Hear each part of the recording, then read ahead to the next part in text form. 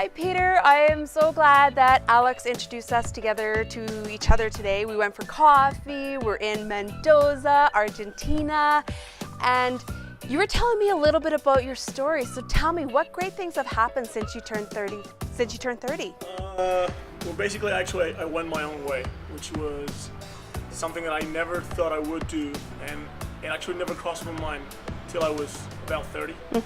And that's what I started thinking about the time that I have and what I was actually doing with my time. And I realized that I actually was giving a lot to other people and not just using that time for me. I actually did the math. It was actually 12 hours of my job and 8 hours of sleep, or 20 hours. Plus one of actually eating was just 3 hours a day for me. So you like totally calculated out that you're like, my time's not even my time anymore. I was actually spending a lot of time in things that weren't the best things for me in life. So I actually realized that probably was better for me to start using the time in my site. So on my site, so I quit my job. I was working in a winery at the time. I went freelance for about 2 years, and I met a guy who was actually working in tourism as well. He offered me to start a company, and it was like, click, it was like we were both wanting the same things about tourism. I always wanted to write, and I never had the time to do it.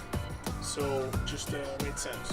And I think I saw on your guys' Facebook page, did the business start in about 2012? 2013, I think. 2013. So now it's 2017, so you've been doing this for a few years. I've been with the company for a few years and tourism for about 16 years. And how much writing have you got done? I wrote 2 novels in the first 2 years, and now I'm actually writing my 3rd. Okay. Yeah. So would you say those are some of your biggest accomplishments since turning 30?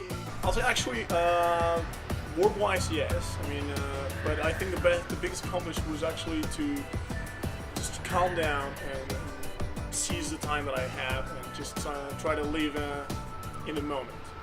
Do you think that's something that the 30-somethings are starting to learn and appreciate in life a little bit more? So I actually think that our generation is more, it has its in between 2 generations, one very square head, and the millennials were all doing everything at the same time. I think we're in the middle, and I think it actually is a pretty good position, because you do still have that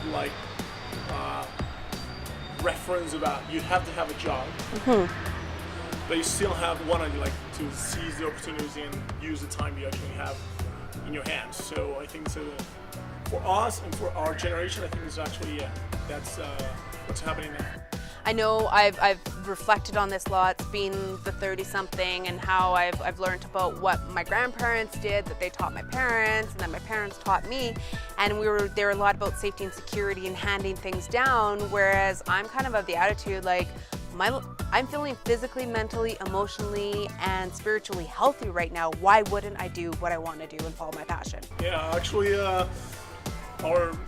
my parents' generation, they were the whole focus would actually be the best employee you can be, and the new generation is all be your own boss. And I think we were in the middle, so we did a little bit of being the best employee possible, and then we realized that actually going on our way was actually even better. Yeah. So what kind of attitude do you possess to reach these accomplishments? I think actually just living in the moment. I think that's trying not to worry too much about what's going to happen and what already happened. Just go with the flow, and do whatever actually feels good. Okay. So how do you overcome fear and negative thinking? Well, I learned to accept things. So basically 99% of the things that actually happen in life are unpredictable, and you just gotta deal with it. And what happens, and you just have to accept the fact that actually happened and be positive about it. There are just a few things in life that actually will be really important, worth to worry about.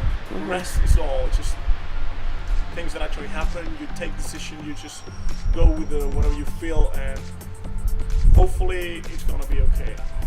And usually it does end up being okay, most of the time, right? So if you could give the world one piece of advice, what would it be? Accept things. Accept things the way they are. Try to change whatever you can change. What you can't change, just accept it. Okay. And what are your future plans? Basically, just I don't really think about like long future, but in the short future, just keep writing and doing what I like, which is being wine and just knowing people. And hopefully, my job will give me the time to do all of the stuff that I like to do, like travel and do sports. Just I don't know, learn different things. Mm-hmm. That's actually what I'm looking for right now. Just to see what happens. Mm-hmm.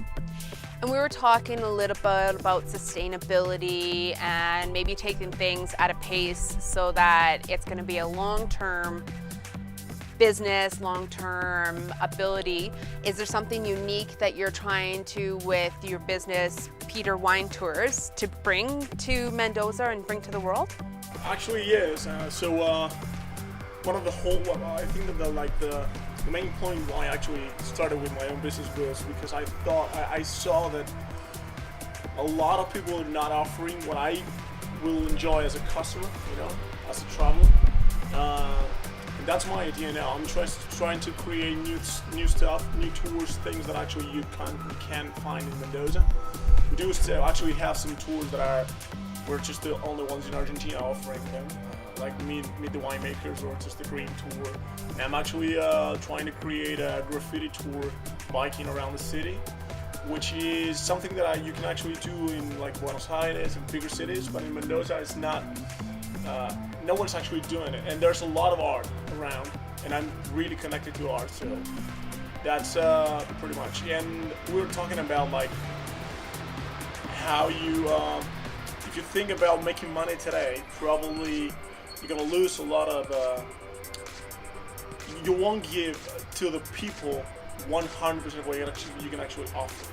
You'll never go the extra mile. So, and I think that's the way. The word of mouth will kick in the long term. Yeah, fantastic. Anything else you want to add before we say ciao ciao? Actually, if you've never been to Argentina, you should come. It's an incredible country. And it's probably the most European country in South America, I'll say. So it's a mixture of cultures, which I think is very cool to see. Many people will actually travel around South America, and you have this like prototype of South American, If you think, even actually physically, like there's a lot of when you come to South America, you think about like the short, dark-skinned guy, and that's actually true. But not in Argentina. No, not. Very European, and I think that's actually something really worth to see. Yeah.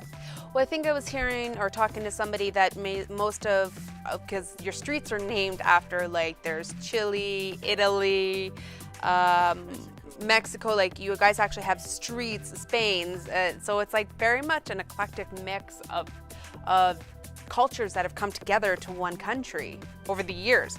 Not all invited cultures in a sense, but I mean, wars have happened and things have happened.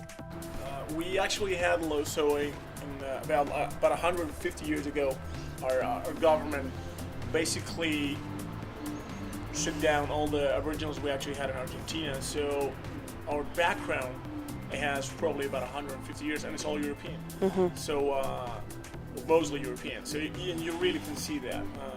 In a way, I think Argentinians are more Italian than anything else. We're very loud and we're passionate. We just do whatever we want. I think that's a pretty good style. I think I have to agree. This is my 4th time back to Argentina. I love it every time. Thank you, Argentina. Thank you, Mendoza. And thank you, Peter, for your time. Thank you, Michelle.